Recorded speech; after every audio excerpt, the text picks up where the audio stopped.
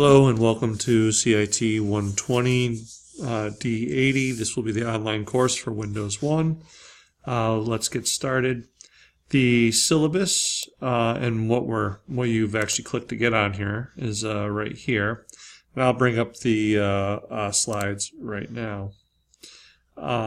So this is the Blackboard shell that's been built for this. You'll first come on when you log in, and you'll see announcements, which is this right here. This will give us any daily updates. This is actually kind of important. I'll talk to you about that later. These announcements that I make also will be posted to your email too. They'll be sent to you as an email as well. So course information has all the important information. Has the syllabus in PDF format. We'll go through that right now and the details. I'm just going to give you a quick layout before we get started with the presentation. And then if you don't, on the left, for the folks who are in the know, these are formatted like Windows Microsoft PowerShell commands, which we'll talk about in a little bit in one of the lessons soon.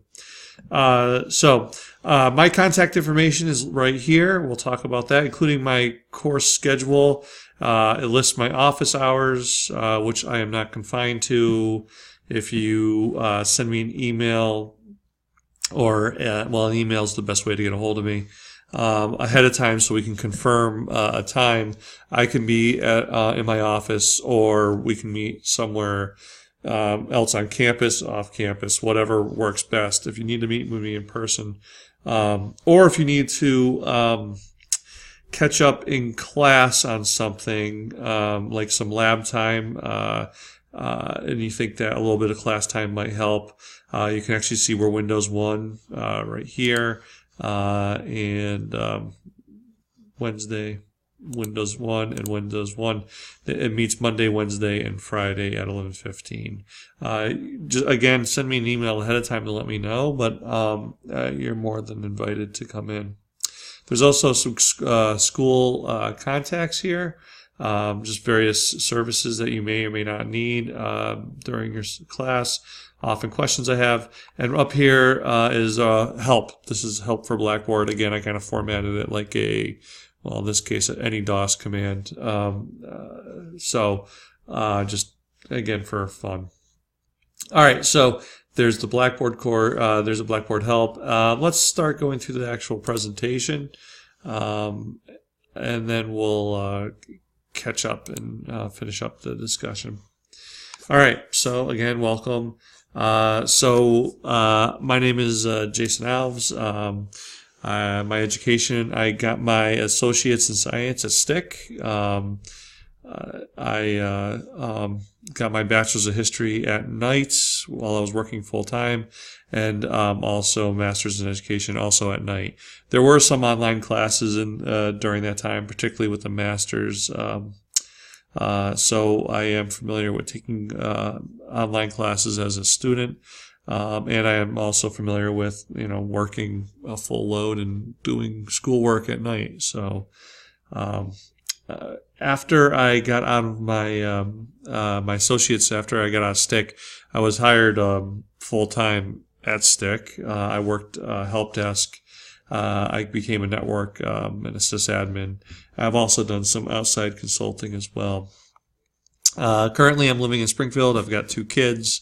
They'll come up when I talk about trying to get some work done to stay ahead of you folks. The 2 kids are the 2 kids, and I need to take care of them first. So there you are. Future goals and aspirations. Well, just trying to survive my 2 kids. That would be nice. About you, it would be nice. There is a discussion board. I'll get to it. Actually, let me jump over to it now, and I'll Control Tab over to it. It'll lock me out. Under discussion board, in the tools section right here, I have discussion board, and the first one will be introductions. If you could do me a favor and post just a quick little snippet of your information. Particularly, we're looking for your history relevant to any course material, any education, previous education, your work experience, if it's been in the IT, or any IT experience that you might have, or computer experience. Currently, if you wish, any relevant information. Again, like I shared with the 2 kids, it doesn't have to be, you don't have to share photos or anything, but by the way, at some point you'll see my kids' photos. No, okay. Sometimes in my background I'll have, yes. But anyway, you don't have to overshare. But just stuff to keep in mind. And future, your goals and hopes, what program you're in. Are you in IT security? Are you in, CIT programming? Are you in CIT security? And your hopes and goals for taking this class or being in that program. All right. It's not a bad idea. Again, to help students post something about themselves. You get a better understanding, help me understand who's in the class, and it might help generate some conversation between the students. As you can see here, there'll be links in all the lessons. We'll get to this. I have lab discussion boards because you can actually post, are you stuck in this lab? Are you a good person? Do you like bonus points? This is the place for you. In other words, and the instructions will actually state that's what can happen is if you get stuck in on a lab and you can't get very far, then what you can do is you can ask for help in one of the discussion boards, and another student can come along and help out. If I see a student helping out or giving good advice or working hard helping other students, that could be worth more effort points. We'll talk about that when we talk about grading. And we'll talk about that again a little bit more when we get into lessons. So I'm jumping ahead a little bit. All right. So if you could post something, I'd appreciate that. Again, it might help generate a little bit of conversation between the students. It'll help me know who I'm talking to. All right. So we've been kind of doing this already. We're going to be using Blackboard, stick.blackboard.com. That's tends to how I get it. I get there. I just typed that into the URL, into the address bar. So anyway, we went through the first 3, not deeply, but we went into the first 3 up here, the first third section. And we'll talk about my little problem with dividing everything into 3s. But we have 3 here. We have 3 here. I have this extra stuff, and that's because I'm the instructor. But and this help is replicated in Get Course Information. So this is what you would see. Matter of fact, I can click this button, and it will actually show me exactly what you would see. This is what you would see as a student, except for you wouldn't see the yellow bar. But so we have the 3 sections here, and they have each 3 links. Okay. Now the important thing here on lessons, let me click on lessons, is this is actually the matter of the course. This is everything we're going to go over over in the entire semester. Okay. Here's topic 1, topic 2, topic 3, basic OS theory. If I click on one of those topics, you're going to have instructions for the topic. Everything you need to do. There's quite a bit to do. There is a book. We'll talk about that in a sec when we talk about the syllabus. But the idea is you go through these instructions. Okay, watch the online lecture, execute the lab, record your thoughts in your journal. When I say record your thoughts in your journal, we're going to have a journal as well. What I'm looking for in the journal is just fact. There it is in the description here. So you're going to maintain this journal, you record. So what I'm looking for is if you created a new entry, right? So, and here's an example. Topic, basic OS theory. And then these are the type of notes, just like quick little one-timer notes. And you don't have to, I'm not looking for grammar. Feel free to use abbreviations. That's fine. Here's MEM for abbreviation, right? But just, again, grammar doesn't matter. You can use numbers. That's fine. It's for your takeaways, what you're looking for. Again, this will count towards your effort score as well. All right, so going back to where we left off, So again, what you're going to do is you're going to follow these instructions. If you click on a presentation, you're going to see both the slides I'm using in the presentation and the online lecture itself. The lecture is going to be on YouTube. So we'll go a little meta and I'll talk over myself. Okay, that's something I'll have to check out. And the slides should be available. All right, there are the slides. I got to figure out why the video is not available. And then, I'm wondering about that now. Okay, well, after a little bit of playing around, I figured out what was going on. So, the privacy settings were off. So, good thing I tested it. All right. But if you click on it, a YouTube video should pop up. There it is. And it's running my base account. All right, so there's the YouTube video. They're not small, 33 minutes. They're going to be always under 45 minutes, but there you have it. There's also a link to the slides used in the presentation.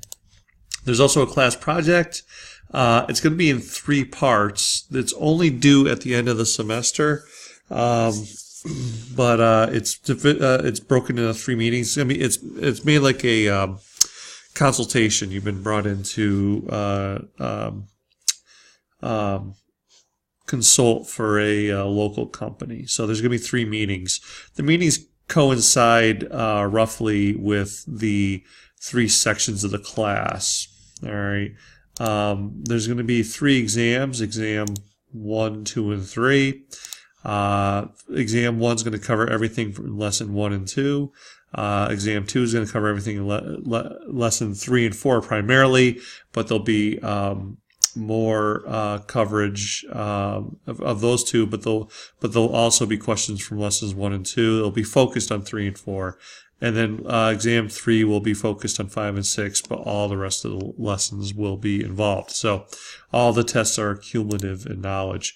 There will be a study guide, which you see I'm still building. There will be a study guide for the exam, and that will tell you essentially what to look for.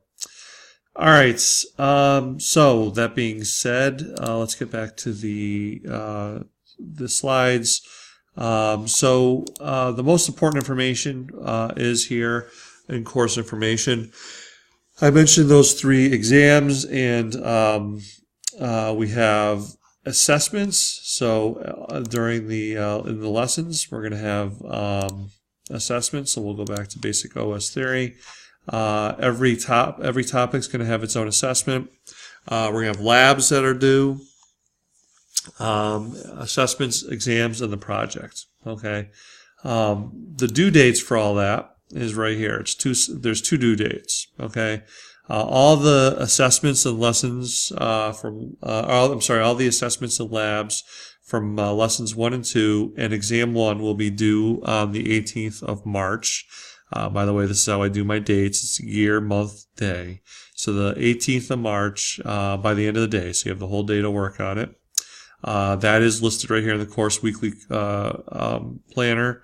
If you look at the week of 3/17 to 3/18, everything lists those things are due.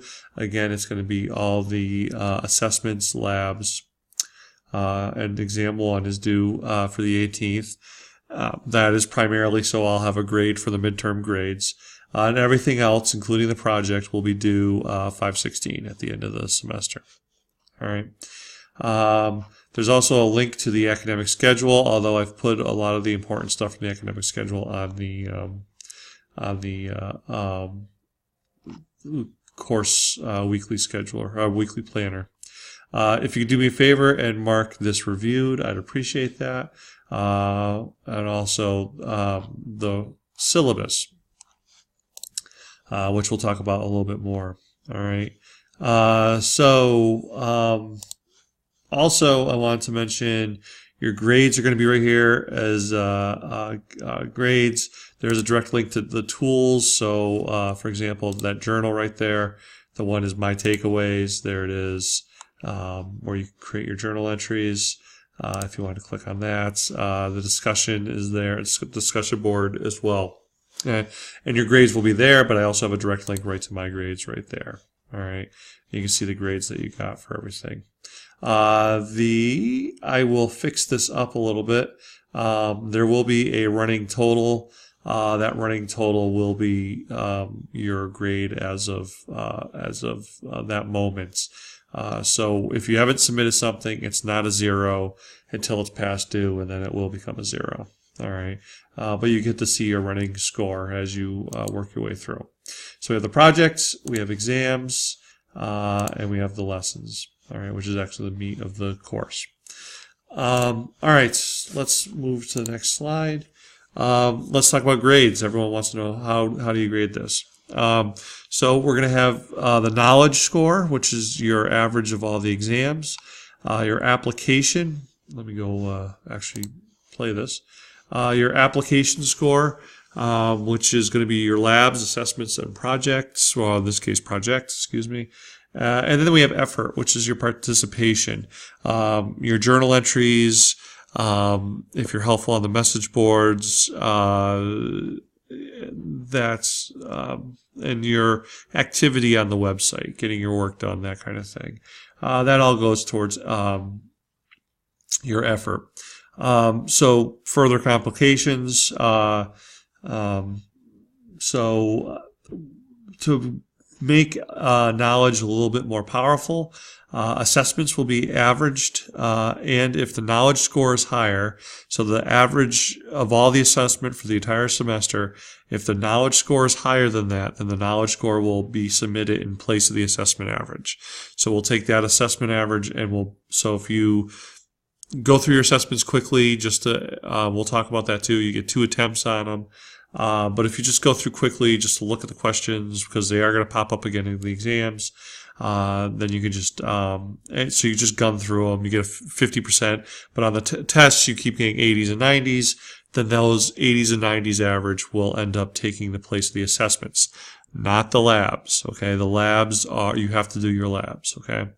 The effort score will also be compared to the knowledge score.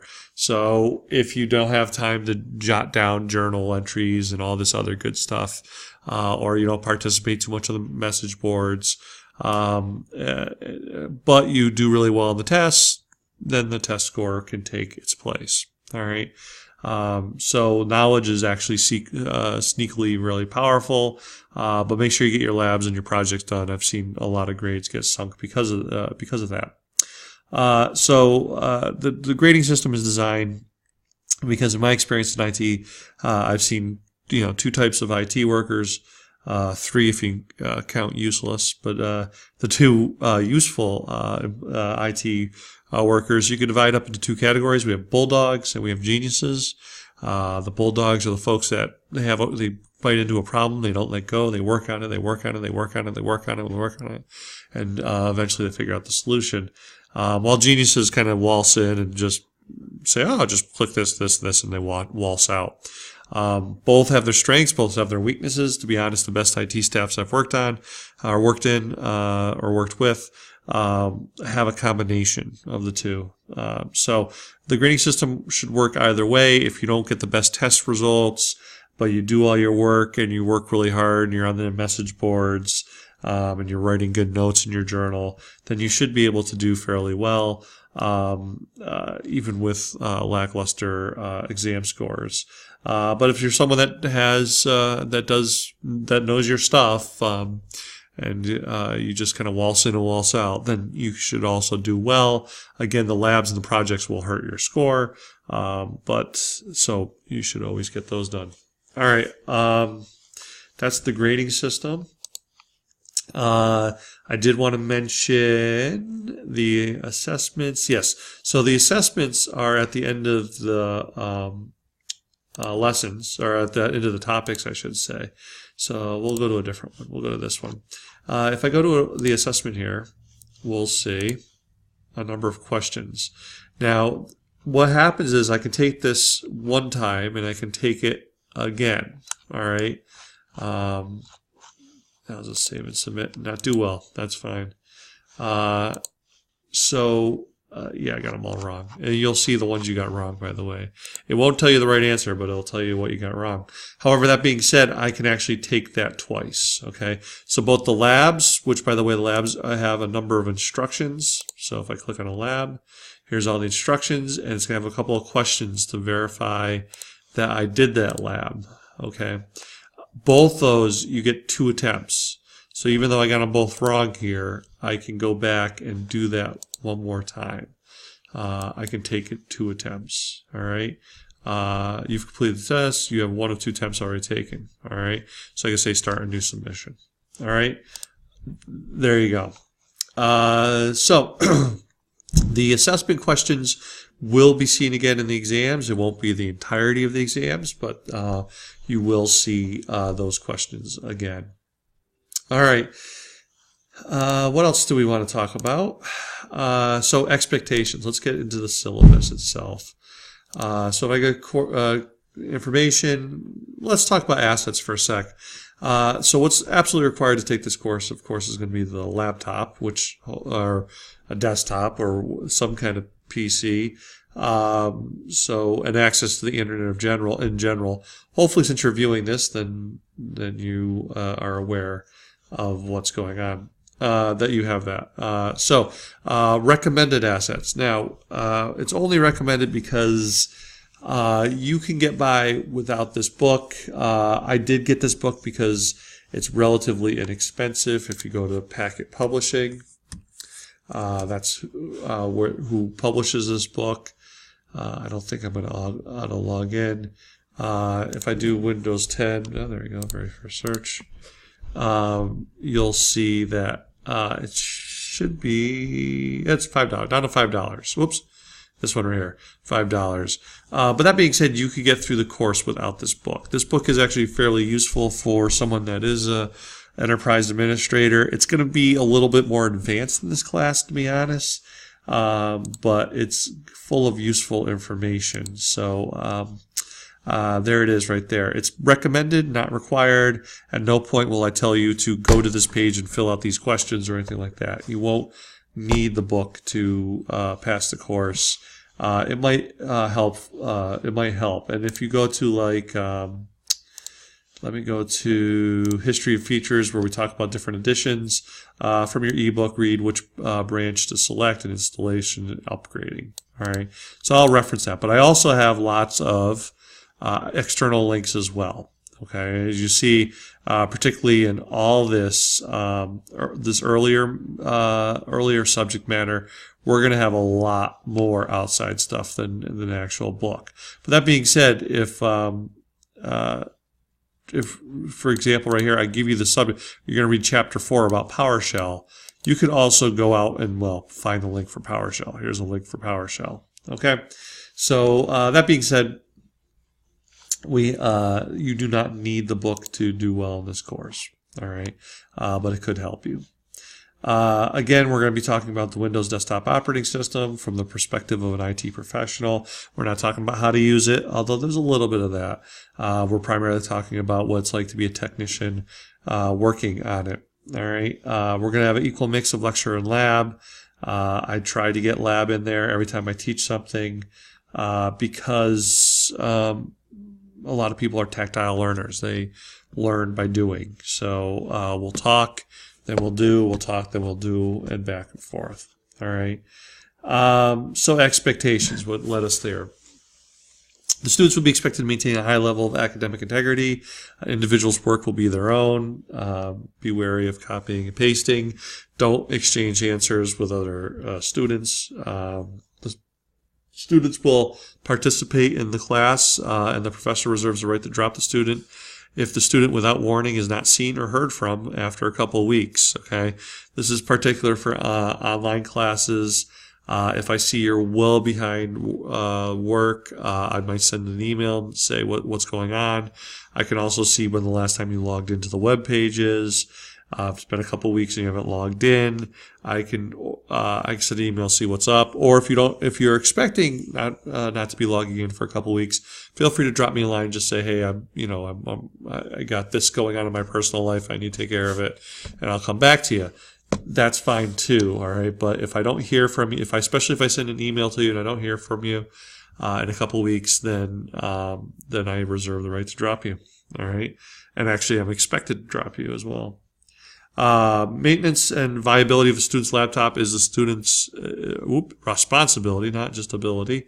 Loss of data or corruption of students' virtual machines is not the responsibility of the professor.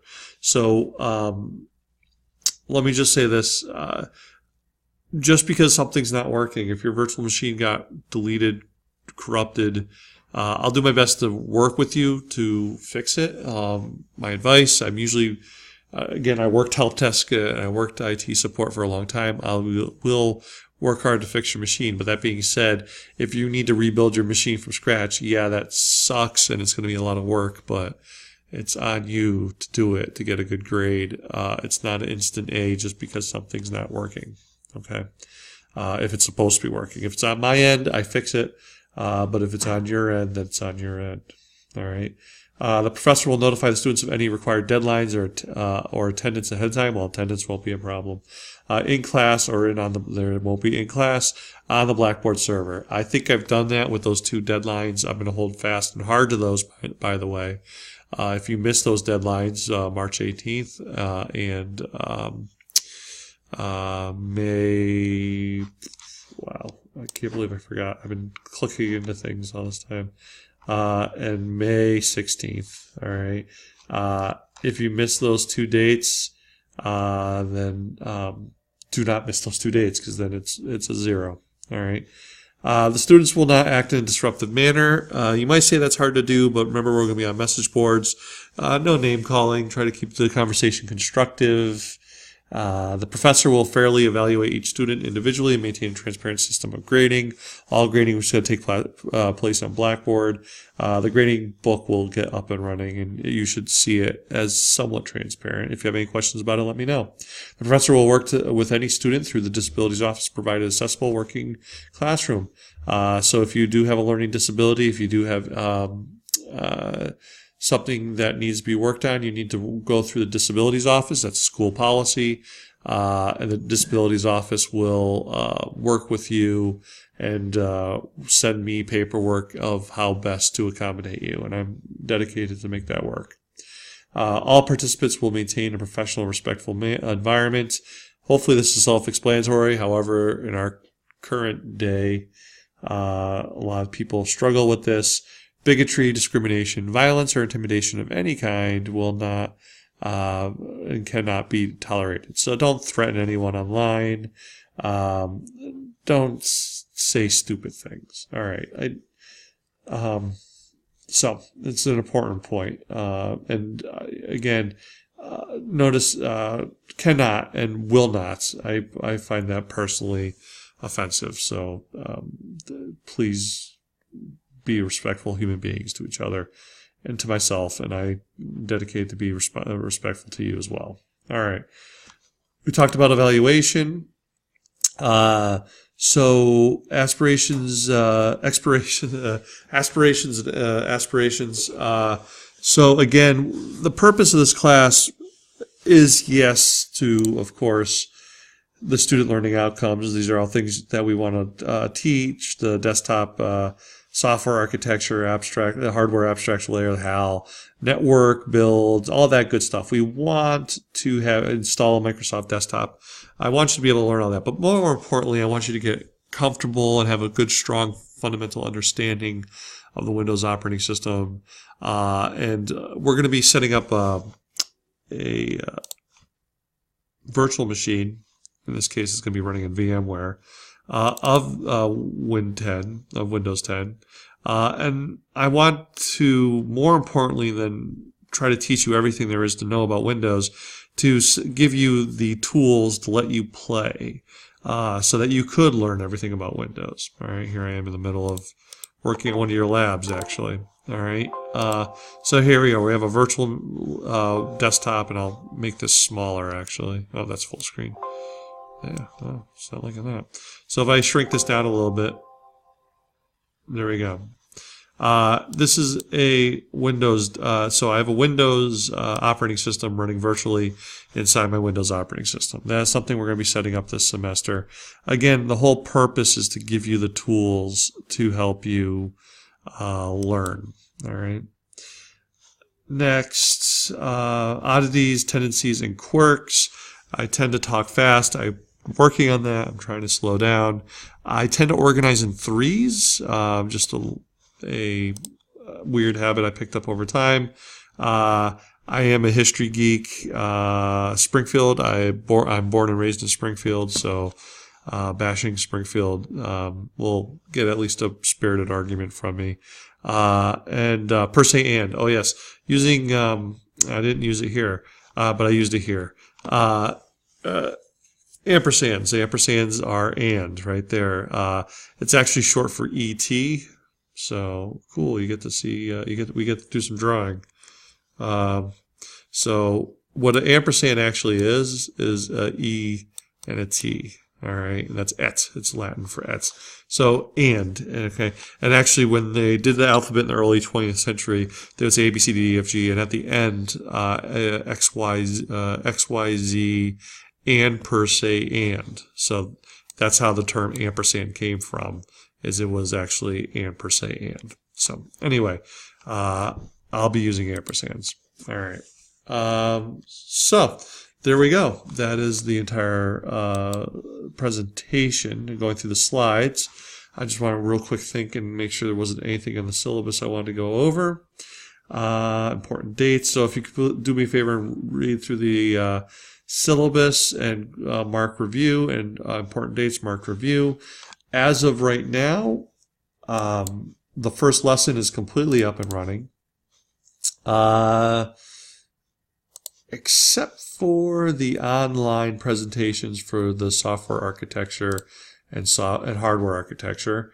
I will get, every time I post something, I will make an announcement and send it out as an announcement. I might even include a funny GIF, or at least my opinion of a funny GIF every single time. So you will see continuing announcements to me as I work my way through. I do have the infrastructure built up here, so I have all the topics built into the course. That way you can kind of see, well, that's not necessarily true, I suppose. Somehow I missed that one. Networking. So there's going to be 2 topics in networking. So anyway, as I fill in these, I did get everything done here except for the presentations. So anyway, I'll keep posting as I fill in. I did get this done as quickly as I possibly could over the winter break, but the start of the semester snuck up on me. So, all right, I'm going to let you go. If you have any questions, let me know. My contact information is here. This is my email. The phone is really hit or miss. Even if I'm in my office, if I'm talking to someone, I'm going to tend to give the person that I'm talking to preference over the phone ringing. So email gets sent to my phone, to my watch. If you want to come by my office hours and say hi, feel free. I'm always in my office hours. That's what all this says right here, actually. Again, my course schedule's here. If you want to sit in the Windows class, that's fine. Send me an email, let me know, though. All right. So I'll talk to you later.